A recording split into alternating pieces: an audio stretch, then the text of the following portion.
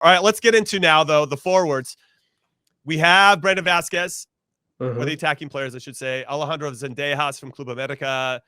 And we have Emmanuel Sabi from Odense in Denmark, 25-year-old Matthew Hoppe, as we mentioned, Jesus Ferreira, Cade Cowell.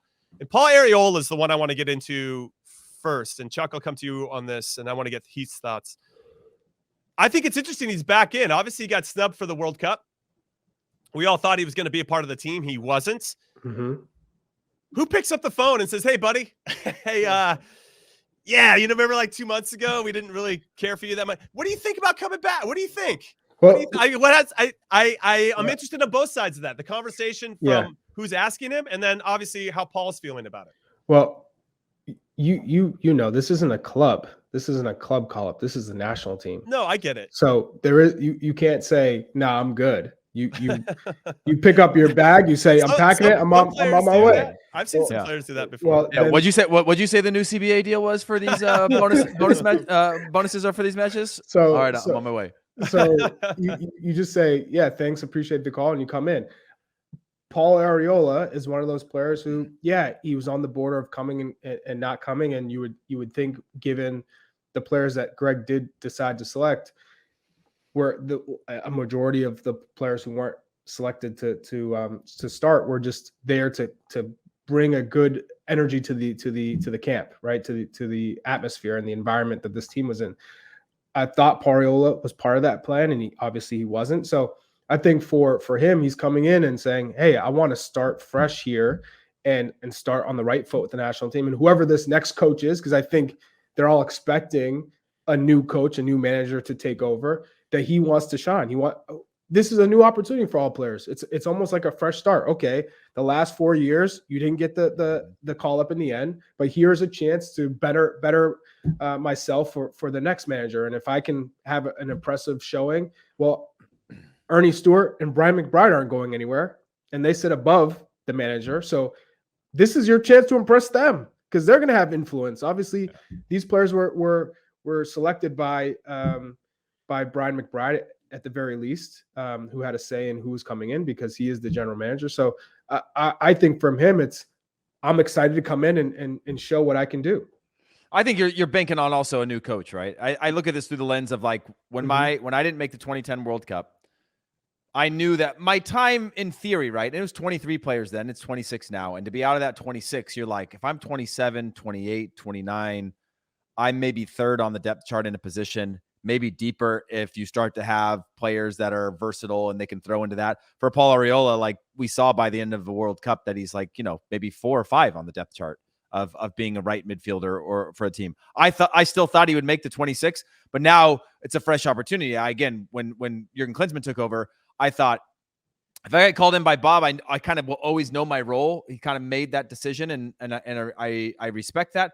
My new opportunity is going to have to come from a new coach, right? A fresh start to show that in 4 years, and it's right around the same age that he is now, is like 26, 27 is what I was, that you're going to be 30, which is older now with the younger crop of players coming into the national team, but still a bona fide opportunity to make a World Cup if you're in the peak form, peak of your career, and circumstances line up. So I think it's a great opportunity for him to come in with the right mindset, although it's a long journey to the next one. I love the insight too about other people watching. There's a couple layers to that. One, as you mentioned with Ernie Stewart, Brian McBride, word's going to get out. Okay, whatever you think about this camp, whoever starts to emerge as who played the best during that camp, that's going to get up to the people that are making the decisions or do have some influence about whatever it may be. And if there is a new coach that's coming in, let's just say it's Yogi Love, who we're all kind of pining for in some capacity. And he gets wind of, and Yogi Love comes into the thing and says, hey, who should I be looking at or whatever? Yeah. They're going to say, hey, this back in January, this guy was the best of this crew of players. And that player is going to get an opportunity and be seen in a certain light. So it's a big opportunity there. The second thing is that there's going to be a couple overage players that can play in the Olympics for us in 2024. And this is a good opportunity for the Zimmermans and the Arriolas and the older guys of the world to say, hey, I can manage a young group of players. I can make that group better. I can lead this group. And I think I could be influenced, because as cool as it can be to say you played a World Cup, it's also pretty cool to say you played in Olympics. And so I think there's some overage, some overage things that you can say, or overage players that have some ramifications of how they perform instead of just throwing this camp away and be like, whatever. I think there are some bigger things afoot here. And I think that all these players, I assume, are going to approach this in the right way. We have 11 players in this camp out of the 24 who are getting called in for the first time, and 13 of these 24 that are looking for their first ever cap. So there's going to be a lot of youthful exuberance there, a lot of excitement, but how do you control that and make sure that you're... I'd still say like 9 of them though are still like, I'd say 9 still aren't like, A team happens now, they're not coming in, right? But I do that's the thing that I've always liked about these types of camps is an opportunity to monitor a player in your environment, right? You're connecting with the coaches and all these things. You're seeing Gaga Slonina, who might still be 2-3 years out from being a national team pool player based on his club circumstances and whatnot. But it's a chance to, like, I don't know. I always felt that even at times if I wasn't comfortable, I still grew as a person because this is, for most of them, the most intense and highest pressure environment they're going to be in, even if it's around Camp Cupcake or whatever the new crumble cake is. I do want to say that we also could talk about the flip side. I remember, and I'll drop a name here, Richie Kochow, if you guys remember him. He came into a January camp one time, and he had a good MLS season, so he was coming into it with some momentum. And I remember him just not playing to what I had seen. Wait, who is that again? Richie Kochow. How do you spell that, Charlie? Is me just butchering his name, or what? No, how do you spell his name? No, I remember the name, but I have absolutely zero memory. How do you spell it? What he looks like? Kotschau. Richie Kochow.